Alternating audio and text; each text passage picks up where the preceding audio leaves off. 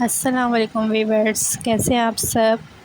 उम्मीद करती हूँ आप सब बिल्कुल खैरियत से होंगे। इस my new video and first video on my YouTube channel. मुझे गाइड तो करना नहीं आता, लेकिन मैं फिर भी कोशिश करूँगी आप लोगों को गाइड करने की। आप लोगों को मेरे मेहंदी के डिज़ाइन इंशाल्लाह वो पसंद आएंगे। आपने कंगूरे वाली मेहंदी तो सुनी होगी, लेकिन आजकल ये बोल्ड वाली मेहंदी बहुत चल रही है। तो आप लोगों को बोल्ड वाली मेहंदी जो थोड़ी हल्की डार्क इस टाइप की जो आजकल मेहंदी चल रही है उसको बोल्ड भी बोलते हैं। आउटलाइन थोड़ी डार्क होती है, फिलिंग्स उसकी लाइट होती हैं, इस तरह की चल रही है आजकल मेहंदी। तो आप लोगों को बहुत पसंद आएगी।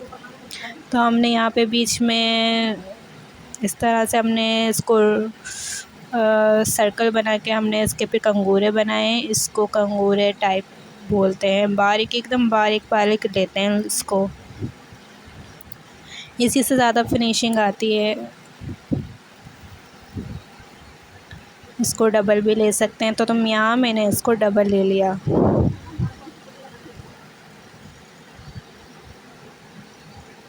अब मैं इसको बारीक बारीक करती जाऊंगी